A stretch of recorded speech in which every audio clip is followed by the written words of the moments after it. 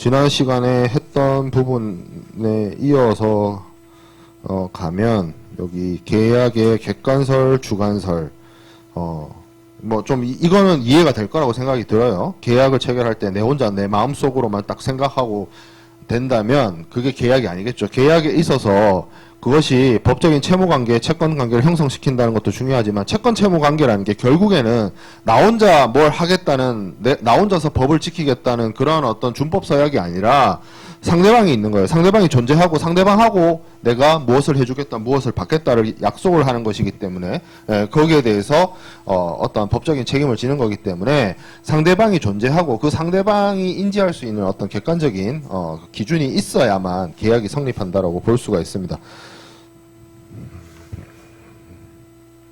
자, 이 객관설과 관련된 사례를 하나 좀 설명을 해 드릴게요. 이게 되게 옛날 사건인데 무려 한 50년 전 사건이죠. 이게 이런 사건이 발생할 수밖에 없었던 게 150년 전이니까 아무래도 통신 수단이 원만하지 않았고 이메일이나 뭐 메신저가 있던 시절이 아니었기 때문에 이런 사건이 발생했을 거라고 보는데 뭐 근데 이게 계약법의 그 교과서에 기본적으로 많이 등장하는 사례입니다. 그래서 설명을 드리면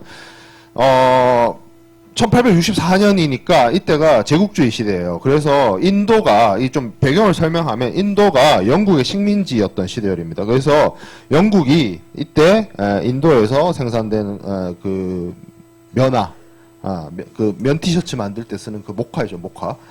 그거를 생산을 해서 이제 가지고 와서 그 축구팀과 비틀즈로 유명한 도시죠. 리버풀.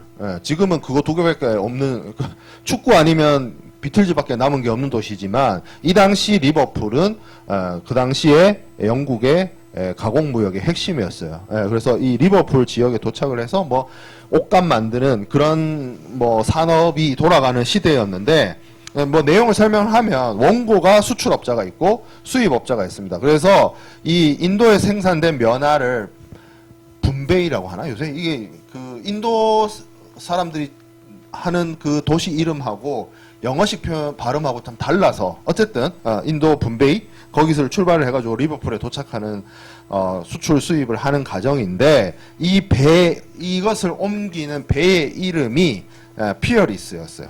피어리스였고 이때는 1800년대이기 때문에 인커텀스가 없었어요. 인커텀스가 없던 시절이었고 뭐 FOB, CIF는 있었지만 무역 계약 조건, 인도 조건이 여기 나와 있는 것처럼 피어리스에서 그러니까 분배에서 출발을 해가지고 피어리스에서 배가 리버풀에 도착하는 것을 기준으로 인도하는 조건으로 매도하기로 결정을 하였습니다. 근데 문제가 뭐였냐면 피어리스호가 두 개가 있었던 거예요. 12월에 분베이를 출발하는 피어리스호가 있고 10월에 출발하는 피어리스호가 있었어요. 그래서 여기서 수출업자인 원고는 수출하는 사람은 12월 달 거 늦게 가는 게 자기가 생각하는 그거였고 수입하는 사람은 리버풀에서 수입 물품을 기다리고 있는 이 수입업자는 10월 달에 먼저 출발하는 피어리스호를 통해서 물품이 들어온다고 생각을 하고 있었어요. 그러면 상식적으로 생각을 해보면 10월 달이 딱 됐어. 11월 뭐 저 인도에서 영국까지 가는데 뭐 적어도 한 달 정도 이상 걸린다라고 치고 이때가 수에즈 운하가 뚫린 지 얼마 안 됐을 거예요. 1864년이면 아마 그래서 뭐 한 달 정도 걸려서 런던이 아니고 리버풀에 도착을 했겠죠. 그런데 10월에 출발을 했으니까 적어도 해가 바뀌기 전에 도착을 해야 되는데 도착하지 않았죠. 그렇죠. 그래서 물품이 안 왔다. 그래서 그거를 이제 문제 삼아서 인수 거절하고 원고 수출업자한테 이제 계약 이행 말을 잘못했네. 인도 거절을 하니까 인수 거절이 아니고 인수 거절을 하니까 대금 지급을 안 했겠죠. 그래서 원고가 보통 재판에서 원고 피고 있으면 원고가 소를 먼저 제기한 사람이 원고입니다. 그래서 원고가 수출업자가 저 사람 돈 안 준다 이렇게 해가지고 소송을 제기를 했고 재판이 개시된 상황입니다. 그래서 재판부는 뭐라고 바라봤냐면 이건 수입업자가 당연히 오해할 만하다. 서로 생각하는 배가 달랐다. 수입업자 입장에서 10월 달에 배가 출발했으니까 당연히 해 바뀌기 전에 한 달 이내에 도착했어야 되는데 도착 안 하니까 당연히 물품을 보내지 않았다라고 생각을 했다. 결국 뭐예요? 서로가 생각했던 선박이 달랐던 거죠. 그래서 재판부가 이걸 뭐라고 바라봤냐면 계약의 내용이 합치되지 않았다. 서로 다른 생각했다.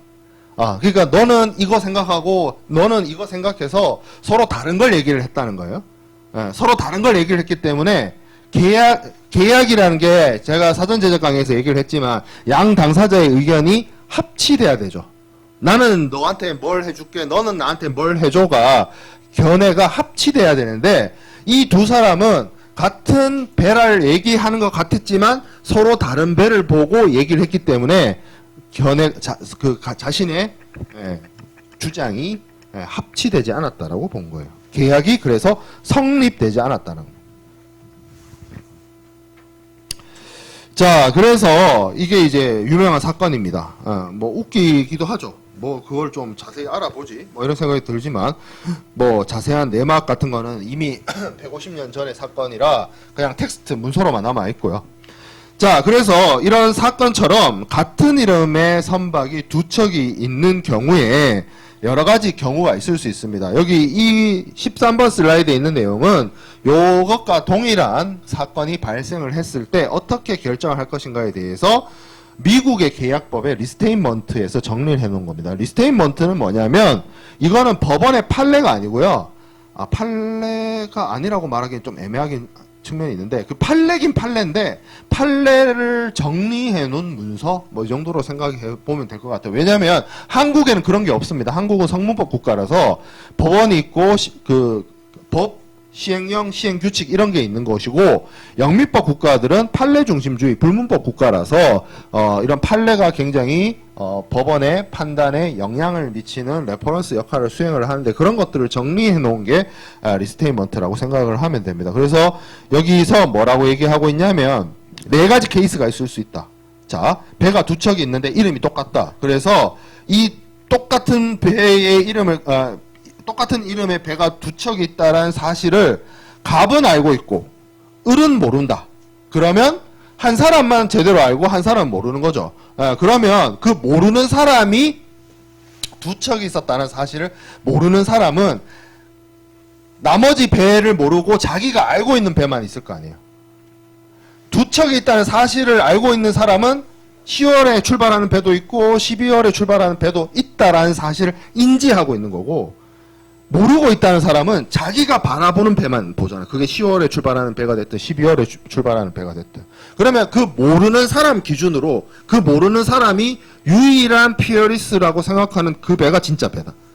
계약에 합의된 배다. 이렇게 그런 입장이에요. 지금 쭉 내용을 읽어보면 알겠지만. 그렇죠? 그리고 둘 다 몰라. 둘 다 몰라. 둘 다 모르면 진짜 무슨 배가 무슨 배인지 아무도 모르는 거죠.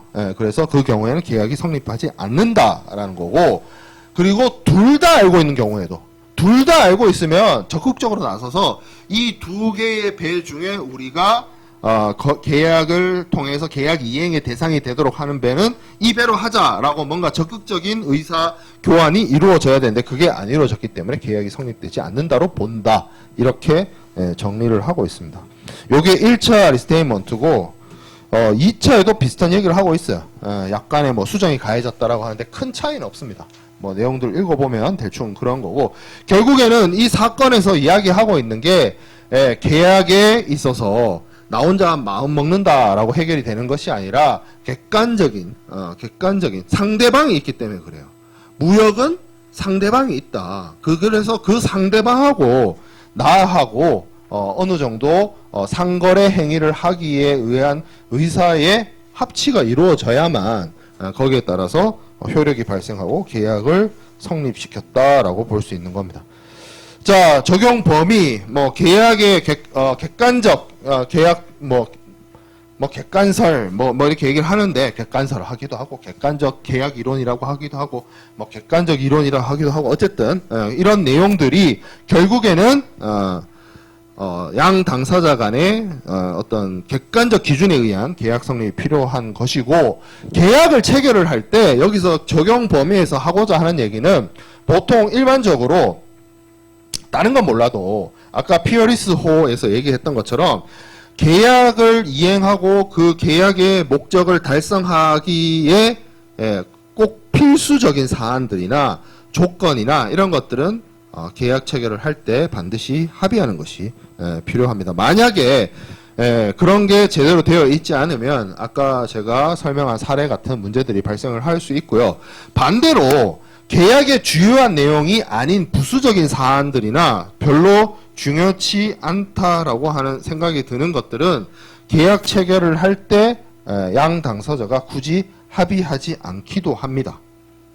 그냥 뭐 진행이 되다가 뭐 알아서 하기도 하고, 뭐 오랜 기간 비즈니스 관계를 축적을 시켰다라고 하면 너와 나 사이에 굳이 말로 설명하지 않아도 알아서 해주겠거니 하는 그런 신뢰관계가 형성이 되어 있다면 계약 내용에 포함시키지도 않고 계약 내용에 뭐 일일이 서로 상호 동의하거나 한 그런 절차를 진행하지도 않아요. 그리고 서로 이렇게 오랜 기간 동안 계약을 체결하게 되면 주요한 계약 내용을 뭐 매번 계약을 체결할 때마다 합의를 하는데, 그렇지 않은 중요하지 않는 사안들은 뭐 뒤에서 설명하게 될 뭐 인커텀스라든지 여러 무역 간섭에 의해서 해결되기도 합니다. 그리고 마지막으로 법적 구속력이 없는 합의, 이게 있는데, 이거 쉽게 말해서 여러분들이 친구들하고 하는 그런 약속들, 그런 것도 계약에 해당이 되느냐? 계약에 해당이 되지 않습니다. 그냥 가정적, 사교적 합의다라고 보는 거죠. 그걸 뭐 구체적인 의사의 어떤 합치에 따른 법적인 책임을 져야 되는 행위로 보지는 않습니다.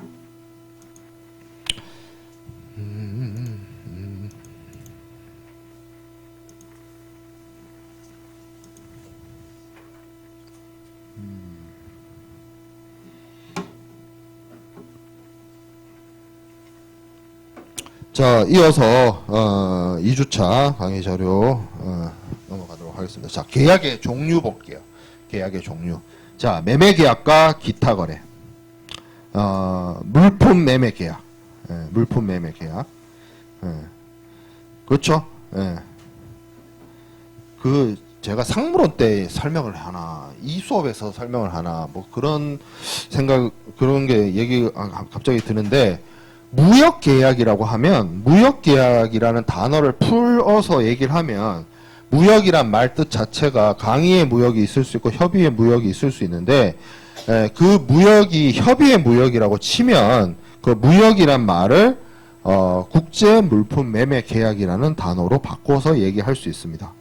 국제 간에 물품을 사고 파는, 매매하는 그런 계약이 이제 무역 계약이 될 텐데, 당연히 이 물품 매매 계약에 따라서 매도인은 대금을 받고 금전적, 경제적 이득을 취하고 매수인은 매도인으로부터 물품의 소유권을 넘겨받는 거죠.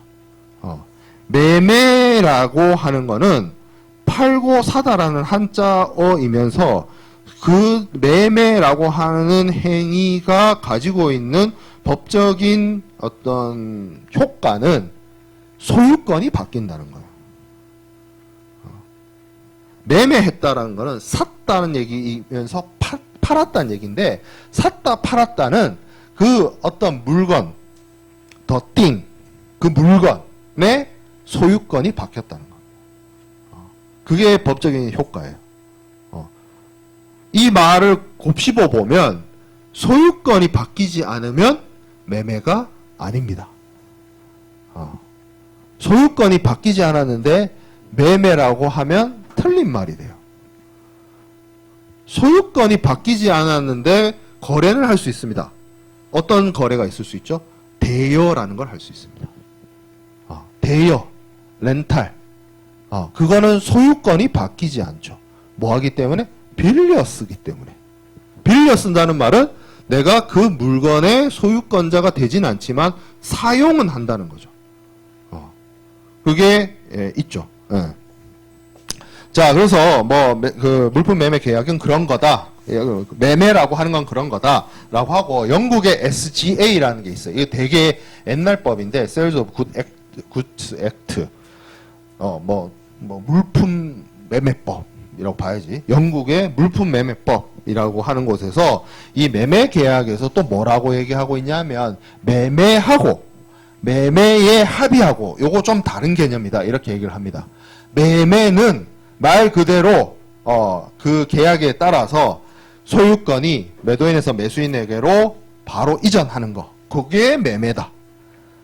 매매의 합의는 물품의 소유권이 나중에, 장래란 말이 나중에란 말이죠. 나중에 넘어간다. 아니면 계약 성립하고 뭔가 일정한 조건을 성취하면, 여기서 일정한 조건의 성취라고 하니까 되게 말이 어려운데, 대표적인 조건이 뭐가 있을 수 있냐면 매수인이 매도인에게 돈 주는 거. 매수인이 매도인에게 돈을 주면 매도인이 나중에 미래에 뭐 일주일 뒤에, 한 달 뒤에, 6개월 뒤에 매수인에게 물품의 소유권을 넘겨준다. 그럼 이거는 뭐예요? 지금 당장 매매가 이루어진 건 아니지만 매매의 합의가 이루어진 거죠. 자, 그런 식으로 따지면 우리가 얘기하는 무역이라고 하는 거는 매매예요, 매매의 합의예요. 매매의 합의죠. 매매는 여러분들이 강의실에 오기 전에 커피숍에 들려서 커피를 산 거, 그거는 매매죠. 돈 주고 커피 바로 받았잖아. 지금 돈 줄 테니까 강의 끝나고 돌아와서 커피 받아갈게요 하는 사람 없잖아. 바로 받죠. 즉석에서.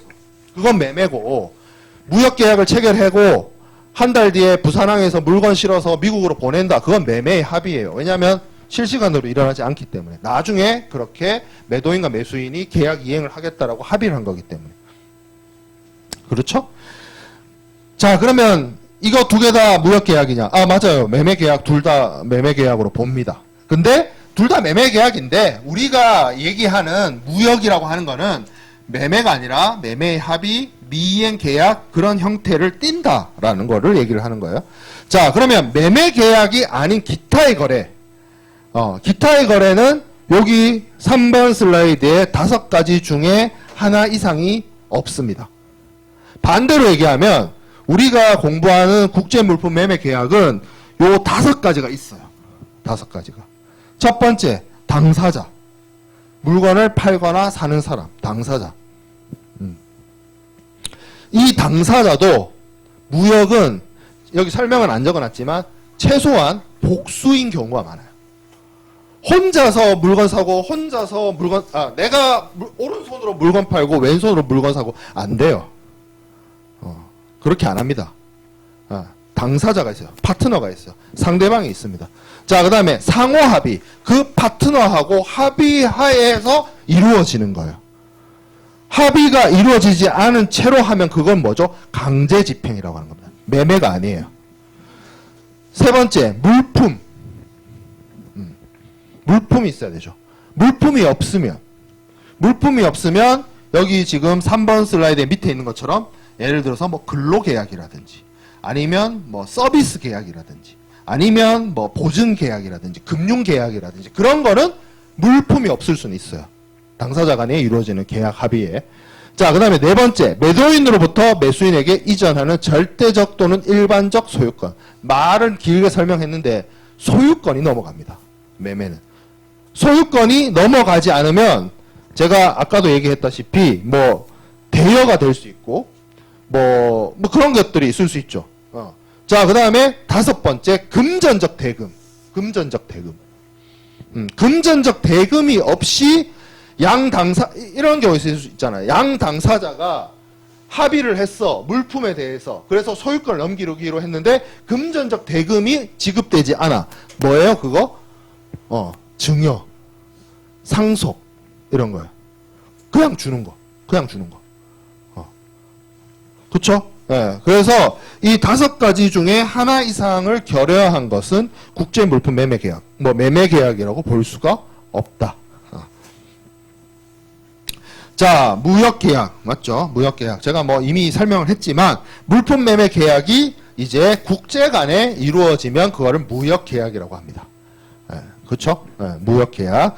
자, 그래서 주로, 물품이 주가 되는데, 물론, 오늘날에는, 무역이라고 하는 단어 자체가 조금 더 넓은 의미에서, 물품 그 자체만을 이야기하는 것이 아니라, 기술이라든지, 용역이라든지, 서비스, 아니면 금융이나 자본거래, 해외 건설, 플랜트 이런 부분도 무역 계약의 대상이 된다라고 하고 있고, 이런 보이지 않는 무역물이라든지 물품이 아닌 것을 거래하는 그러한 무역 계약을 강의의 좀 넓은 의미의 무역이라고 보고요. 좁은 의미의 무역은 여전히 물품 그 자체의 매매 계약을 협의의 무역 계약이라고 합니다. 그러면 우리는 이번 학기에 이번 클래스에서 배우는 거는 좁은 의미의 물품을 대상으로 하는 무역 계약이 되겠죠. 그러면 그 좁은 의미의 물품을 사고 파는 물품 매매 계약의 대상이 되는 물품의 정의에 대해서 좀 살펴볼 건데, 물품에 대한 정의는 여러 가지 국제법이나 한국에 있는 여러 상법이나 여기서 규정을 하고 있습니다. 그래서 여기 보면 이런 말이 나와 있죠. 첫 번째 동그라미에 부동산, 무채동산, 금전을 제외한 유채동산. 부동산이 물품이라는 얘기가 아니고 부동산 빼고 무채동산 빼고 금전 빼고, 부동산이라고 하는 거는 당연히 건물, 집, 임야 이런 것들을 얘기를 하고, 요 부동산에는 한국 민법이나 이런 데서는 뭐도 포함을 하냐면 선박 비행기도 포함을 합니다. 거기는 이제 부동산급이란 거예요. 자, 그리고 무채동산이라고 하는 거는 뭐냐면 지식재산권이라든지 아니면 용역 이런 것들, 그런 것들이 해당이 되고, 금전이라고 하면 여러분들이 생각하는 그거 맞아요. 지폐, 증권, 주식 이런 거 있죠. 그거는 물품. 그러니까 지폐 같은 경우에도 눈에 형체가 있고 눈에 보이고 우리가 잡을 수 있는 거지만 얘를 유체동산이라고 보지 않습니다. 그렇죠? 자, 그리고 다른 영국 물품 매매법에서는 물품이라고 하는 것은 무채동산과 금전을 제외한 모든 유체동산을 얘기를 하고, 부동산 빠졌는데요? 라고 물으면 그 비슷한 말이 뒤에 있어요. 유체동산은 유형적이고 이동 가능하고 점유가 가능한 모든 물품. 부동산은 이동 가능하지 않죠. 물론 선박이나 비행기가 있긴 합니다만 예외적으로. 자, 그리고 영국이 아니고 미국 상법전 UCC에서는 물품은 매매 계약에 충당될 당시, 여기서 충당된다라고 하는 건 매매 계약의 대상 물품으로서 확정된다는 걸 의미해요. 이때 이동 가능한 모든 것으로서 지급 수단이 되는 금전, 투자증권, 무채동산을 제외한다. 그렇죠? 증권 이런 거 제한한다. 한국 민법에서는 유채물, 전기, 기타 관리할 수 있는 자연력을 말한다. 한국법에서는 전기를 물건으로 포함을 하고 있습니다. 자, 그래서 국제무역의 대상이 되는 물품은 이런 것들이고, 이런 것들을 관리를 보통은 굉장히 많죠. 물품이라고 하는, 우리가 그러니까 무역의 대상이 되는 것 중에 무역물하고 금전하고 서비스 이거를 빼도 물품만 바라봐도 물품의 종류가 너무나도 많습니다. 그래서 그런 것들을 다양한데, 국제적으로는 이거를 물품을 보통 체계화해서 관리를 해요. 그 체계화하는 시스템이 여기 나와 있는 것처럼 HS, Harmonized 시스템이라고 하고, HS를 보통 관세율표 이런 곳에 규정이 되어 있어요. 정확하게 말하면 이 HS는 세계 관세기구라는 곳에서 제정을 했고요. 공표를 해서 전 세계 국가들이 공통으로 사용하고 있는 것을 이 HS라고 하고요. 한국법에는 어디에 와 있냐면 그 관세법 별표에 있어요. HS가 한국 관세율표라고 해가지고 관세법 별표로 HS가 있습니다. 그렇죠? 그래서 전공 수업 시간에 배울 수 있느냐? 배우려면 제가 강의하려면 할 수 있는데 지금도 강의가 많아서 아마 관세법 통관 및 관세에서 다룰 시간이 없을 것 같은데, 아무튼 HS가 있어요. 근데 HS가 중요합니다. 왜냐면 이거 잠깐만 얘기하면 제가 이거 상무론이나 다른 수업에서 해야 될 얘기이긴 한데, 전 세계의 모든 물품과 한국의 경우에도 이 HS 기준으로 물품을 관리하고 그 관세율이나 비관세 장벽이나 적용을 하기 때문에 HS 코드를 어느 정도 자기가 수출입하는 물품의 HS 코드 정도는 가지고 확인하고 인지하고 있는 것이 중요하다라는 얘기를 좀 하겠습니다. HS 코드에 대해서 많은 친구들이 잘 알고 있지만 혹시라도 그게 잘 뭔지 모르겠다라고 싶은 친구들은 꼭 수업에서 공부를 하지 않아도 관세 유표를 외우지 마. 이거 외운다고 사람이 할 수 있는 게 아니야. 자, 관세 율표라고 치면 이렇게 쭉 떠요. 이게 HS 코드입니다. HS 코드. HS 코드 이렇게 정리가 잘 돼 있어요. 외우지 마요. 외울 수 있는 성격의 것이 아니에요. 여기 지금 저도 커피를 마시고 있는데 생각난 김에 커피 여기 있어요. 커피. 저 보면 여기 살아있는 동물부터 시작해서 예술품, 공돌품, 작품. 이 작품은 뭐겠어? 여기 어딘가에 분류 안 되는 모든 물건들이 여기 와요. 작품. 중고 이런 게 여기 와 있어요. 그 커피, 커피, 커피, 여기 있죠. 커피, 커피 대용물도 여기 들어와 있어요. 누릅니다. 자, 그럼 쭉 가면 자, 커피인데 볶은 것, 카페인을 제거한 것, 볶지 않은 것, 뭐 그렇죠? 그다음에 뭐 커피 대용물 뭐 이렇게 되어 있죠. 그래서 여기 보면 0901 뭐 1 이렇게 되어 있는데 볶지 않은 커피가 090110입니다. 여기 0이 생략된 거예요.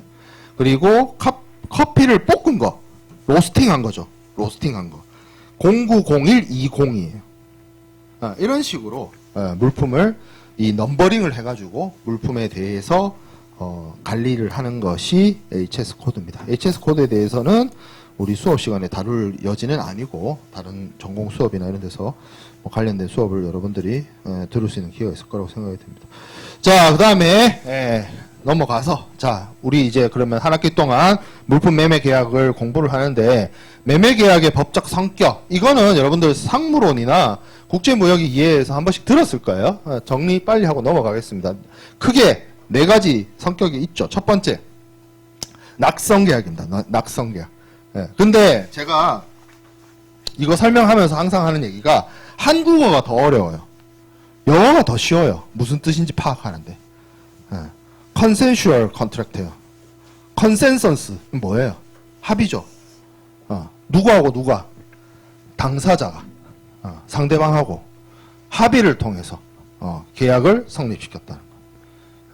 자, 두 번째 쌍무계약이에요. 요거는 한국어로 해도 이해가 쉬워. 일방적인 편무계약이 한쪽만 의무를 지는 게 아니라 양쪽 다 의무를 가지고 있습니다. 나는 너한테 뭘 해주고 너는 나한테 뭘 해줘라. 그런 게 쌍무계약이고. 자, 아이고 왜 앞으로 이렇게 넘어가지? 자, 세 번째 유상계약입니다. 유상계약. 반대적 대가. 제가 앞에서 그 얘기 했죠. 물품을 상호 간의 합의에 의해서 당사자들 사이에서 넘겨줬는데, 소유권을 넘겨줬는데, 금전적 대가가 없으면 그건 매매계약이 아니고 증여, 상속이다. 라고 했죠. 그런 증여나 상속을 뭐라 그러냐면 무상계약이라고 해요. 그냥 주는 거. 무상으로 준다 하잖아. 무역계약은 무상이 아닙니다. 유상입니다. 유상. 유상계약이에요. 자, 그 다음에 불요식 계약이라고 합니다. 이거를 영어로 informal contract라고 하는데, 불요식 계약이라고 하는 거는 이걸 나머지 세 개는 여러분들이 헷갈릴 일이 없는데, 불요식 계약은 좀 여러분들이 많이 헷갈려 해요. 어떤 부분을? 불요식 계약의 반대는 요식 계약입니다. 여기 영어 표현에 informal contract잖아. 그럼 반대말이 formal contract예요. formal이 뭐야? 정형화된 틀이 있다는 게 formal이죠. 폼이 있다는 거잖아. 쉽게 말하면. 정형화된 틀이 없어요. 뭐 이렇게 얘기를 하면 여러분들이 국제무역의 이해나 상무론에서 들은 지식을 바탕으로 이렇게 생각할 수 있어요. 교수님 뭐 일반 거래 조건 협정서라든지 표준 계약서라든지 그런 게 있던데요. 그거는 양 당사자들이 표준 계약서를 무역 거래 계약의 그 계약서 양식으로 하기로 합의했기 때문에 그렇게 쓰는 거예요. 그거 안 해도 돼. 양 당사자가 합의해서 우리는 구두로 계약할래 하면 상관없습니다. 뭐 때문에? 뭐 어떤 원칙 때문에? 지난 시간에 배운 당사자 자치의 원칙에 따라서.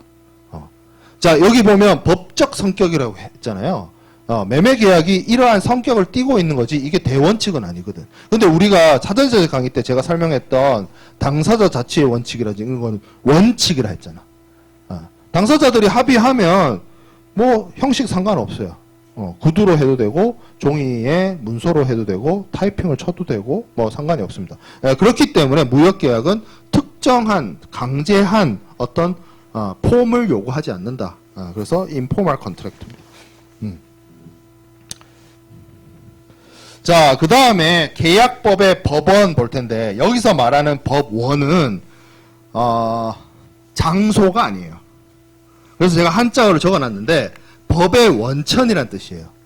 장소가 아니라 법을 판단하는 재판부가 있어서 판결을 내리는 법원이란 뜻이 아니고 법의 소스, 법의 근원이 어디냐라는 거예요. 국제무역에서 사용되는 계약법의 법원은 주로 여기 지금 나와 있는 8번 슬라이드에 나와 있는 애들이 그러한 성격을 가집니다. 가장 대표적으로 영국의 물품매매법, 제가 앞서서도 언급을 했죠. Sales of Goods Act. 이거 만들어진 연도 보세요. 1893년. 79년 거는 개정판이고. 굉장히 오래됐죠. 140년 됐죠. 그래서 영국에서 만들어진 물품매매법으로서 이때는 여러분들 알다시피 그 영국이 산업혁명을 제일 먼저 일으켰고 제국주의 국가로서 전 세계를 대상으로 무역업을 했었기 때문에 영국에서 만들어진 어떤 기준이라든지 영국에서 만들어진 법이라든지 이런 것들이 이 당시에 글로벌 스탠다드였어요. 그래서 영국의 매매법이 그러한 그러니까 영국 법인데 영국에서 적용하는 그 국내법인데 이것이 퍼지면서 전 세계 무역의 기준법, 기본법이 되었다라는 거죠. 영국이 전 세계 바다를 주름잡고 자기 바다인 것처럼 해가 지지 않는 대제국을 건설을 했다가 세계 1차 대전, 세계 2차 대전 이후에 강대국이 된 나라가 미국이죠. 그래서 그 이후에는 미국법이 주요한 계약법의 법원으로 등장을 합니다. 그래서 뭐 미국 통일매매법 아니면 통일상법전, 이 통일상법전이라고 하는 게 UCC라고 해요. UCC. 그래서 수업 내용을 하다 보면 이 SGA나 UCC를 중간중간에 인용을 하고 있습니다. 강의 자료나 교재에서. 그리고 아까 제가 피어리스호 사건 설명을 하면서 얘기했던 리스테이먼트 이런 것들도 있고요. 여기까지는 1, 2, 3, 4번까지는 영국 법과 미국 법이에요. 그 나라 법이에요. 그 나라에서 국내에서 적용하기 위한 법인데 이것이 어떻게 보면 중거법으로서 무역의 중거법으로서 널리 다른 나라에까지 영향을 미친 거고 5번부터는 국제협약입니다. 국제협약으로서 전 세계 국가들이 국제 물품 매매에 관한 어떤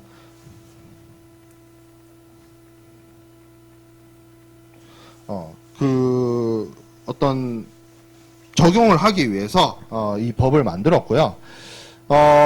대표적으로 이 당시에 1964년에 국제물품 매매에 관한 통일법, 국제물품 매매 계약 성립에 관한 통일법 이런 것들을 만들었는데 뭐 솔직하게 말하면 이때 만들어진 헤이그 협약이 그렇게 보편적으로 널리 사용되지는 못했어요.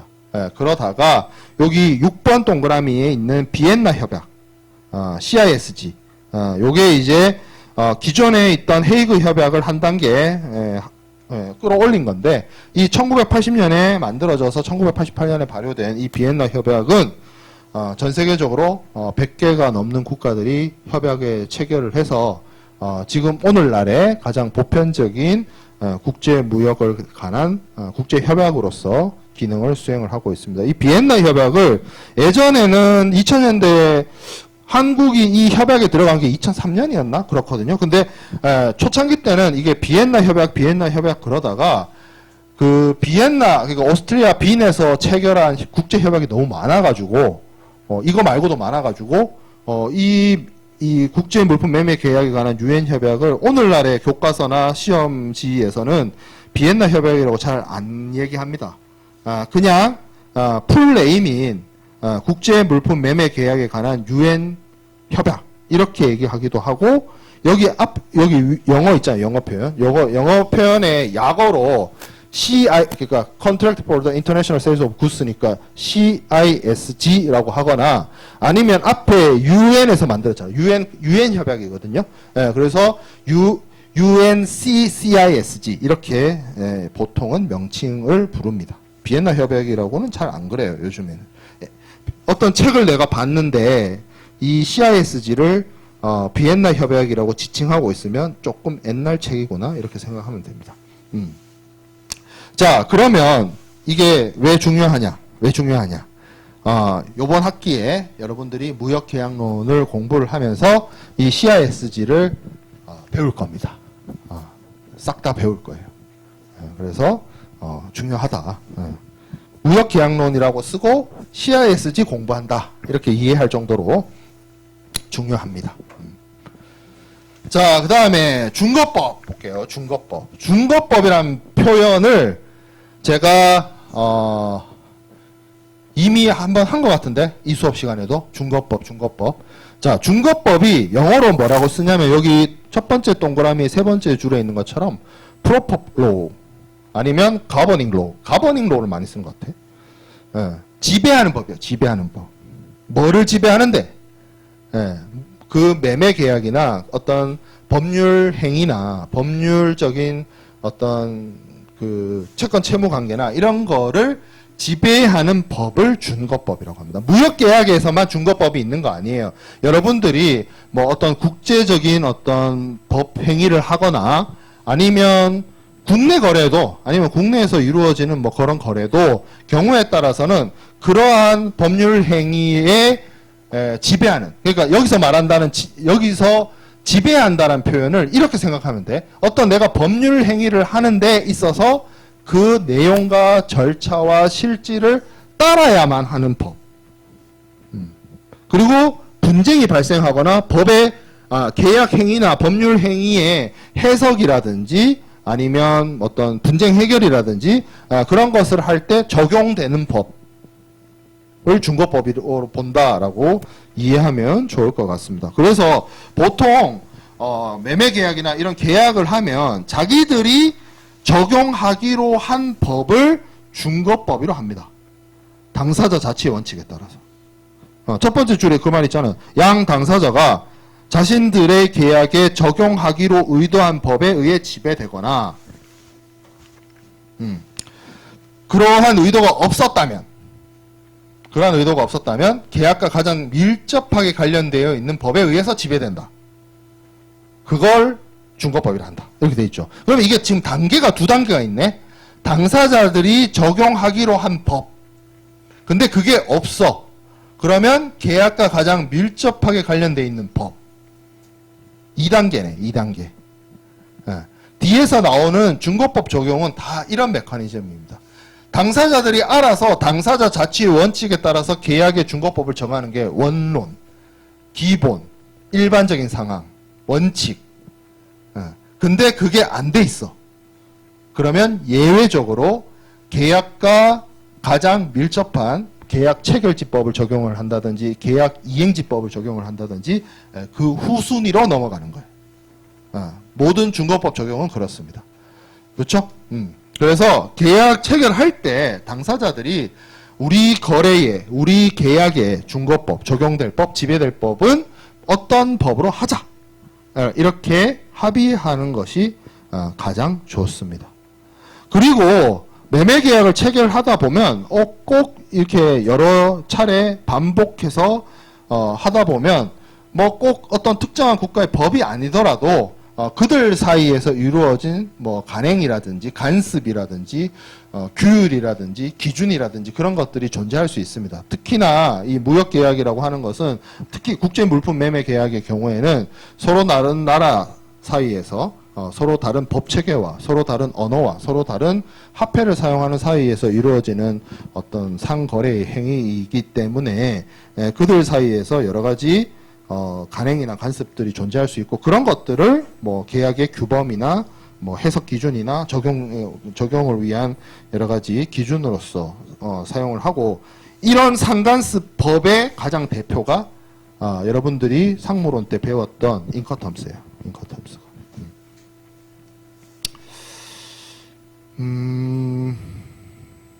자, 그리고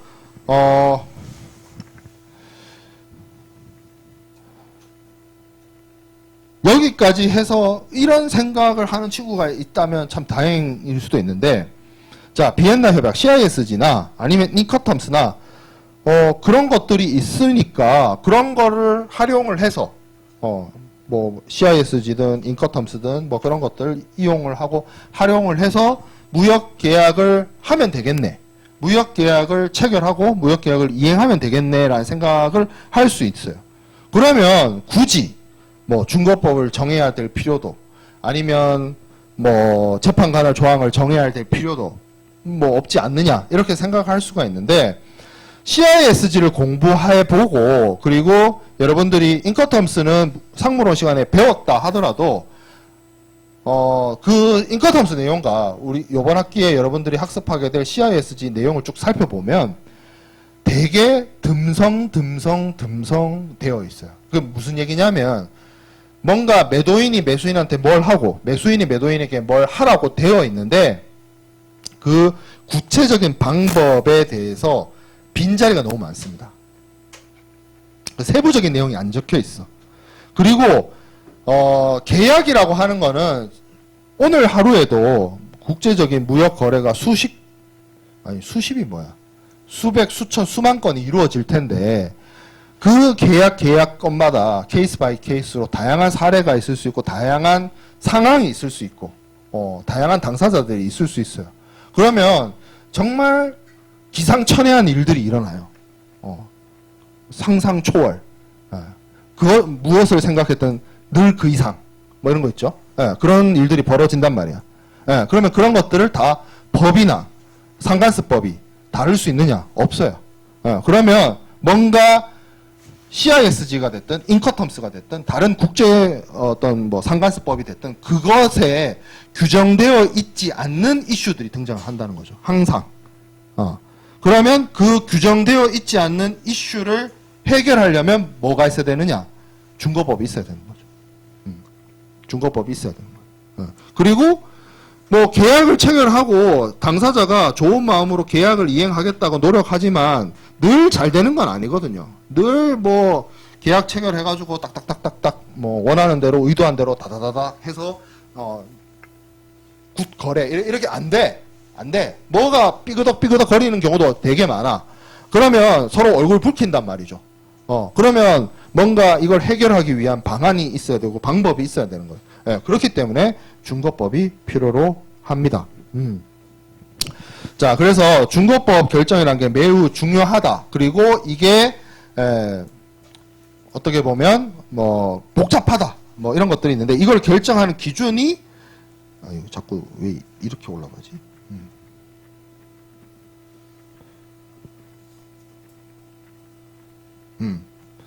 여러 가지가 있지만 이렇게 생각을 해볼 수가 있습니다. 여기도 주관주의가 등장하고 객관주의가 등장을 해요. 이게 앞서 요번 주에 배운 거랑 헷갈리는데, 그 주관설, 객관설이 있었잖아. 그거랑 헷갈리면 안 돼. 여기는 그러니까 앞에 거는 뭐였어? 지난주 강의 자료에 있는 계약이 주관적인 의사표현만으로 되냐, 객관적인 의사표현만으로 되냐 할 때 주관설, 객관설이었고, 지금 얘기하는 건 뭐예요? 중거법을 결정을 할 때 주관주의냐, 객관주의냐 이거예요. 그러면 여러분들은 이거를 보기 전에 이미 답을 알아요. 왜냐하면 내가 얘기를 했으니까.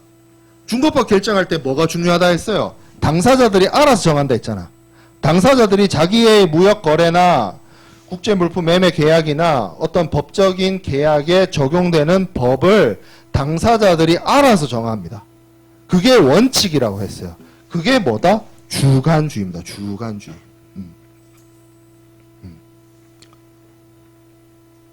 당사자 자치, 두 번째 줄에 있죠. 당사자 자치 원칙. 계약 자유의 원칙에 따라서 준거법 결정도 당사자 약정을 최우선적으로 한다. 최우선적으로 한다. 그럼 객관주의는요.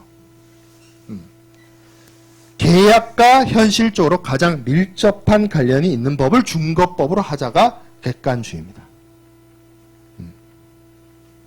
그러면 뭐는 게 원칙이고 어느 게 예외다? 주관주의가 원칙이고 객관주의가 예외인데, 근데 이렇게 말하면 이게 안 맞는 나라들이 있어요. 안 맞는 나라들이. 여기 보면 12번 슬라이드 그 얘기 있죠. 미국이나 스위스나 소수 국가들은 이게 정론인 경우도 있습니다. 이런 나라들. 그래서 말을 하기가 되게 조심스러운 게 정답은 없어요. 왜냐하면 그쪽 나라에서는 또 객관주의가 우선시 되는 경우도 있기 때문에. 그럼 객관주의는 그럼 어떻게 구체적으로 들어가는데요?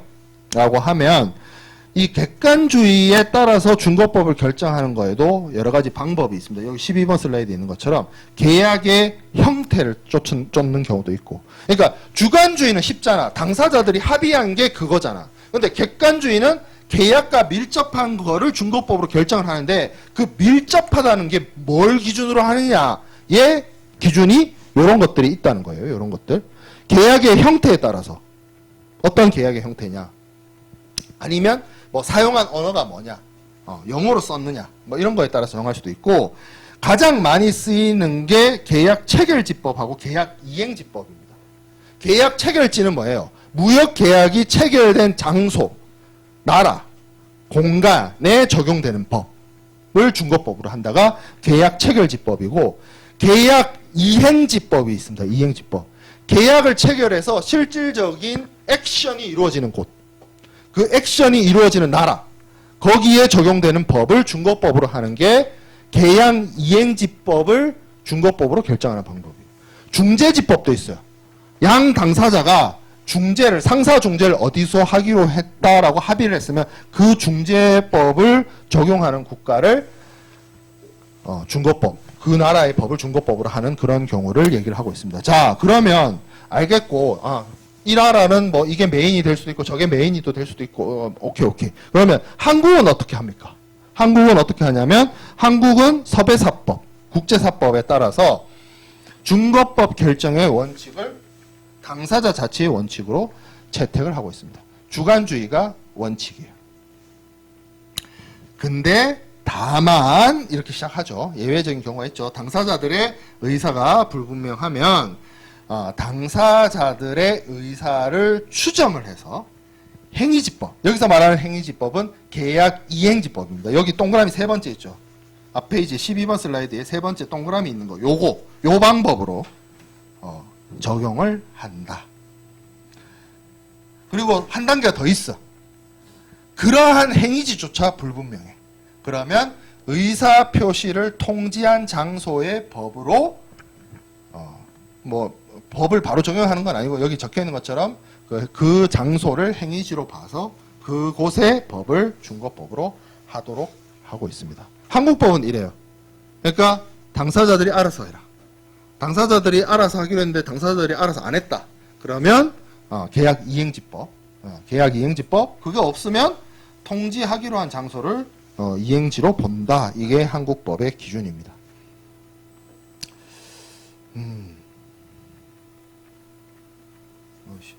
어디까지 가야 돼? 요거만 그래도 이야기하고 넘어갑시다. 자, 그러면 이 준거법 결정의 문제점. 자, 이렇게 준거법을 결정을 하는데 이 어떤 문제점이 있느냐? 이 저촉법적 지정과 실질법적 지정이라는 게 있기 때문에 그래요. 여기 두 번째 동그라미 한번 볼게요. 당사자가 준거법을 자유롭게 결정하는 저촉법적 당사자 자치와 계약 조건이나 내용을 규율하는 준거법을 당사자가 결정하는 실질법적 당사자 자치가 있다. 이런 말이 있어요. 이게 무슨 얘기냐? 저촉법이라고 하는 건 뭐냐면, 우리가 지난 강의 자료에 여러분들 제대로 봤는지 모르겠는데, 여기서 말하는 저촉법은 법의 충돌을 얘기를 해요. 그러니까 이 법을 A법을 적용하느냐 B법을 적용할 수 있느냐가 충돌되는 상황인데 어떤 법을 적용할지를 결정하는 게 저촉법적 당사자 자치입니다. 쉽게 말하면 한국법 적용할 수 있고 미국법 적용할 수 있고 그래서 그 얘기했잖아. 그 강의 자리에 그런 말 있잖아. 한국 남편 뭐 미국 부인 안 되었나 어쨌든 결혼했는데 이혼하려고 하는데 어느 나라 법 적용합니까? 한국 민법 적용합니까? 미국 민법 적용합니까?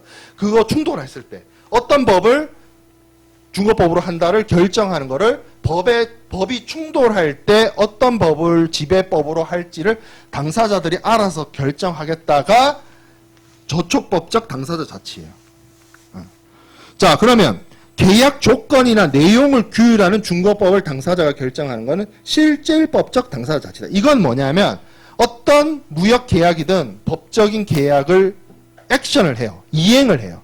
근데 이행을 할 때 지켜야 되는 규정, 절차, 기준이 있을 거 아니야. 그거를 뭘로 하기로, 어떤 법으로 하기로 당사자들이 결정한 거를 실질법적 당사자 자치가 있다라고 봅니다. 그러니까 무역 계약을 하는 당사자들은 자신의 중거법을 결정을 하는데 중거법 결정이라는 것이 측면으로 따져봤을 때 이 두 가지 관점에서 접근을 해야 된다는 거예요. 자, 그러면 이 실질법적 지정의 문제점은 뭐냐면 무역 계약을 자체적으로 지배하는 법이 따로 있는데 이게 무역 계약 자체를 지배하는 법이란 게 저촉법적 당사자 자치예요. 이게 따로 있는데 계약의 실질적인 일부의 이행이나 이런 것들은 어떤 특정한 법이나 아니면 특정한 상관습이나 이런 거를 지정을 해서 가는 거예요. 제가 굉장히 말을 어렵게 했는데 이 말을 예시를 들면 확 와닿을 겁니다. 무역 거래를 하는 당사자들이 FOB를 쓰기로 했어요. 어떤 FOB? 인커텀스 상에 있는 FOB를 쓰기로 양 당사자가 합의를 했어요. 그러면 양 당사자는 합의를 했기 때문에 무역 계약서에 당사자들은 인커텀스 2020 FOB에 따라서 무역 거래를 합니다라는 내용이 들어갈 거고 양 당사자, 수출자, 수입자, 매도인, 매수인이 사인을 할 거예요. 합의가 됐어요. 계약이 체결이 됐어요. 성립이 됐어요. 그러면 어떻게 됩니까? 매도인, 매수인이 다 뭐에 따라서 인커텀스의 FOB에 따라서 매도인의 의무와 매수인의 의무를 수행을 해요? 그러면 이 인커텀스 지정한 게 뭐예요? 이거예요. 여기 있죠. 실질법적 지정을 한 거예요. 이해돼요? 무슨 말인지? 여기 있잖아. 신용장 통일규칙 쓰기로 했어. 인커텀스 쓰기로 했어. 그거.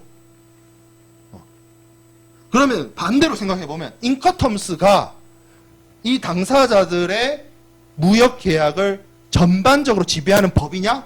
그건 아니잖아. 그건 아니에요. 인커텀스 상무론에서 인커텀스에 어떤 내용들이 있는지를 봤잖아요. 그게 무역 계약 전반을 컨트롤하고 지배하고 할 수 있는 법이에요? 아니잖아. 그거 뭐만 있었어요? 매도인은 뭐 한다, 매수인은 뭐 한다. 그것만 있었잖아. 매도인과 매수인 사이에서 싸움이 발생했다. 그거 어떻게 해결할 건데 그런 내용 하나도 없어요.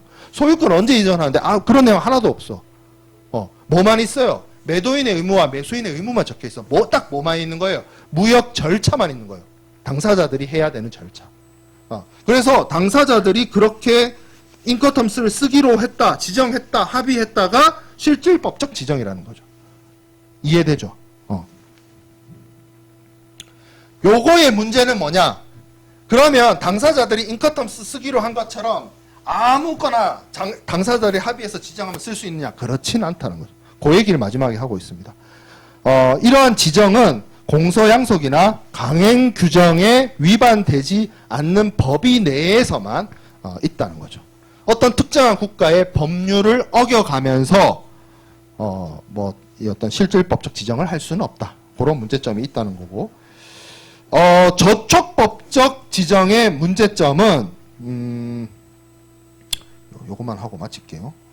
그래. 여기. 자, 당사자가 지정한 법, 계약 전반을 아우르는 법이 그 해당 계약과 어떤 정도의 밀접함을 가지고 있어야 되느냐가 문제가 될 수 있어요. 여기 지금 두 번째 동그라미에 16번 슬라이드의 두 번째 동그라미 뭐였냐면 여기 뭐 비타 푸드 프로덕트 사례가 있다고 되는데 이 사례 자체를 알 필요는 없고 이 판결이 중요한 건데 당사자들이 이 저촉법적 지정에 따라서 중거법을 결정을 했는데 자기의 무역 거래하고 전혀 상관없는 제3국의 법을 중거법으로 결정을 했어요. 이게 이슈가 됐어요. 그래서 법원이 뭐라고 봤냐면 당사자들 그래도 자치의 원칙에 따라서 당사자들이 적용할 자기들의 법을 정했기 때문에 그거 존중해야 되지 않느냐라고 판결을 하긴 했는데 동일한 사례에서 충분히 다른 법원의 입장에서는 다른 판결의 결과도 나올 수가 있는 사안입니다. 전혀 상관없는 예를 들어서 이런 경우죠. 한국 사람하고 미국 사람이 거래를 하는데 적용하는 법을 뭐 일본법으로 했다든지 뭐 중국법으로 했다든지 뭐 그런 경우 그런 경우에 해당이 된다는 겁니다. 그래서 뭐 그런 문제점이 있고 그리고 당사자 자치의 원칙을 아무리 존중한다 하더라도 저촉법적 지정에 있어서는 보통은 뭐 앞서 얘기했던 실질법적 자치의 문제점처럼 계약이 선의에 이루어져야 되고 합법적이어야 되고 공소양속에 위배되면 안 되고 각 어떤 특정한 국가의 강행 법령을 어겨서는 아니 됩니다. 뭐 그 얘기를 계속 16번 슬라이드에도 하고 있어요. 자, 그리고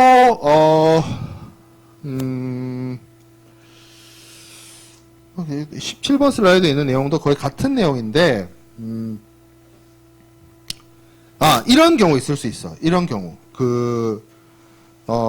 법이 개정됐을 때 법이 개정되면 저촉법적 지정이라고 하는 거는 법의 어떤 그걸 전반적으로 지배하는 법이기 때문에 법이 개정되면 그 개정된 내용을 따라야 되는데 이 실질법적 지정의 경우에는 뭐냐면 그 계약 프로세스상의 이행과 관련된 부분을 특별히 당사자들이 합의해서 지정을 했기 때문에 그 법이 변경되거나 폐지되더라도 계약 내용을 지배를 할 수 있습니다. 이렇게 설명하면 무슨 말인지 하나도 이해가 안 되죠.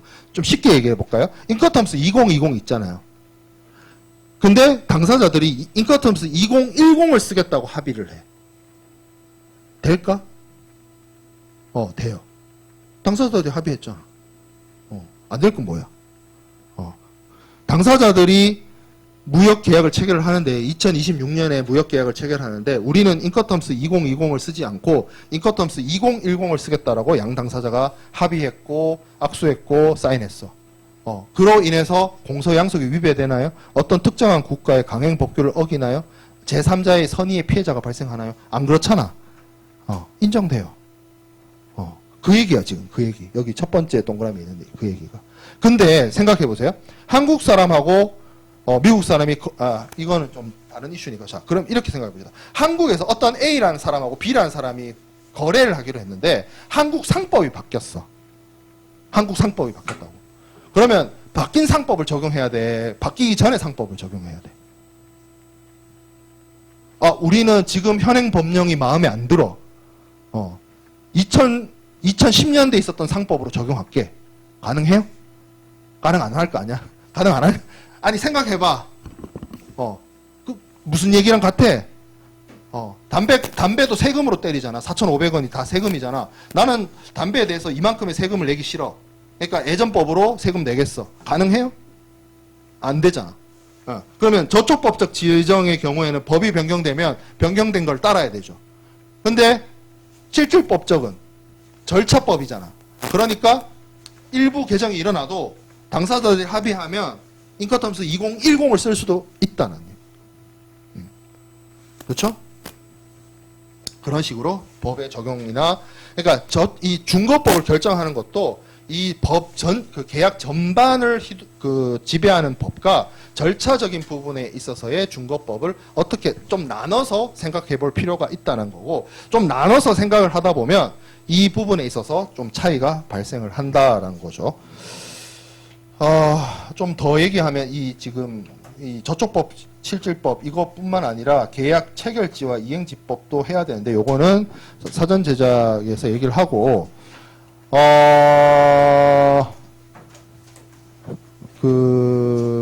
계약론 어렵습니다. 생각보다. 아직 제대로 본격적으로 진도가 시작되지도 않았어. 우리 아직 CISG 나가지도 않았어요. 예, 그렇지만 그러니까 그 얘기했잖아. 제가 오리엔테이션 그때 그 얘기했죠. 이거 나중에 텍스트만 나중에 그러니까 수업을 안 듣고 텍스트만 보고 나중에 따로 혼자서 생각해봐. 이게 무슨 내용인가 생각하면 이해가 안 될 걸? 이해가 안 되지 않겠어요? 내 설명 안 듣고? 예, 그래서 예, 사전 제작 강의도 충실하게 잘 듣기 바랍니다. 오늘 마칠게요. 네.